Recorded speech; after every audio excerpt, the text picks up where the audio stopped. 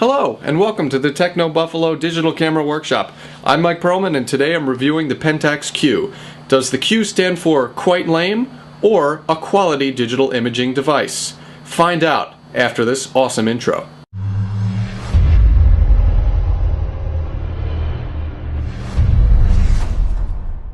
I'm back with the camera that represents the Lollipop Guild. The Pentax Q is the world's smallest interchangeable lens system camera on the market. And the reason is because this thing packs a back illuminated 12 megapixel 1/2.3 inch CMOS sensor. That is the smallest sensor on any interchangeable lens camera in the intergalactic solar system. Let's put the sensor in perspective. Compared to the Olympus EPM1, which has a 4/3 size sensor, and the Nikon 1J1, which has a 1-inch size sensor, the Pentax Q's 1/2.3 inch sensor looks like a gnat stacked up to a praying mantis. So let's talk image quality. Because the Pentax Q gave us a point-and-shoot size sensor, we had more of a point-and-shoot performance. I shot side by side with the Canon PowerShot S100 and Nikon Coolpix P7100. In bright light, the Pentax Q rivals the S100. Very good performance in bright light. Very few chromatic aberrations. I just found a few purple fringing experiences along some highly contrasted edges, but that was about it. I favored the Canon as far as its high ISO performance. The Pentax Q is still a very good high ISO performer, but I think the Nikon P7100 and Canon S100 benefit from having those larger sensors which can soak up more light. The Pentax Q, a little noisier. Also, this camera shoots 1080p 30 frames per second video recorded in the H.264 codec.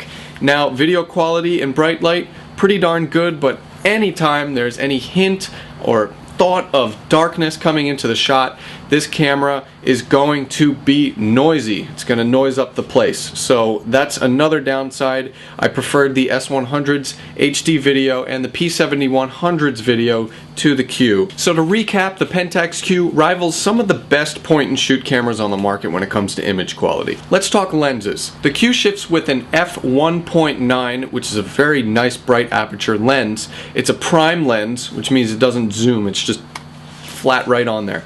And it has manual focus ring right on it. Very nice lens. We also have this optional viewfinder that can attach right to the top, which is a hot shoe of this camera. Very nice, and it is optimized for the prime.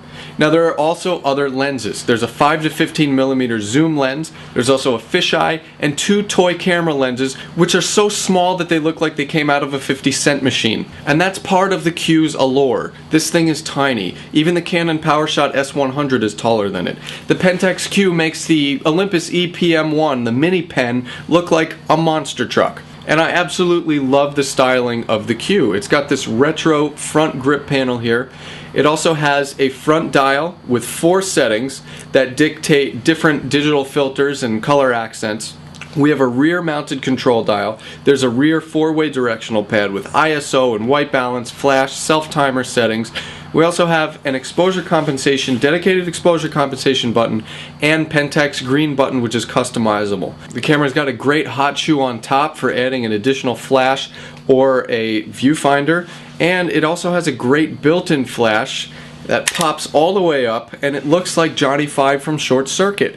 This flash is very bright, so I had to dial back the EV steps while I was shooting with the Q. Also, it has some great manual controls. Shutter speed that can dip down to 30 seconds with a bulb mode. We also have white balance grid selection, color grid, and we have a built-in neutral density filter and an ISO that reaches 6400. Aside from that, the Q and Pentax as a brand, in my opinion, has the best digital filters, in-camera built-in digital filters you can ask for out there. So if you don't have Photoshop, if you don't have access to advanced photo editing programs, software, most Pentax cameras will really do you well. This thing has 19 different digital filters with individually adjustable parameters. The best thing about this camera also is that any of those 19 digital filters can be applied after you take a picture, so you can just shoot raw, you could shoot however you want, and then it's applied right after the fact, saves as a copy. You could also develop raw images right from within the camera. It's a great thing. This camera really is a digital tool belt. I did have a few gripes with the Pentax Q. One, it has a short battery life. 2, the LCD screen, it has a 460k pixel resolution. I think it needs to be bumped up to like a 920 in order to be competitive, because it got a little grainy at times. Also, I found the firmware on the Q to be a little sluggish. At times, the AF system was a little slow to respond. Also, when I captured certain images, depending on the filter or depending on if I was taking raw images, it took a long time to process before I could take the next picture. Or I could shut the camera off, or I could jump into playback mode. So firmware, a little bit slow. Aside from that, my major gripe with this camera is the price. It's $750 shipped with the standard prime lens. And let's factor in some things here. If you go for the 5 to 15 millimeter zoom lens, that's about $240. If you go for the fisheye lens, I think that's another little under $100. We're talking about a little over $1,000 for a camera with the basic 1/2.3 inch sensor. And that's just too steep, especially with the competitors out there. You've got the Micro Four Thirds cameras. Yeah, they're bigger. They're not too much bigger. You've got the Olympus EPM1. You've got the new Nikon 1J1 camera out there. You've got a lot of the Sony NEX series. So the Pentax Q needs to be priced a little more reasonably. But overall, I have to be honest, the Q was one of my favorite little cameras I've ever shot with. This thing was just a blast. The amount of times I went, "This is awesome," while I was unboxing this camera, totaled way past 100.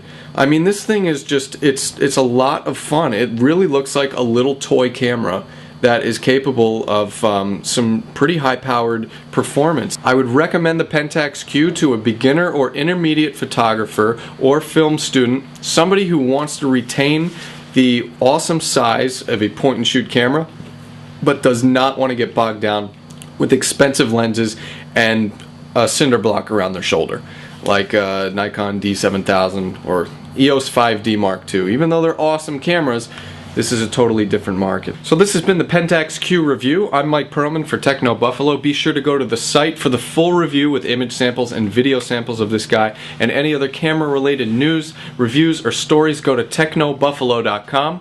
I will see you guys later.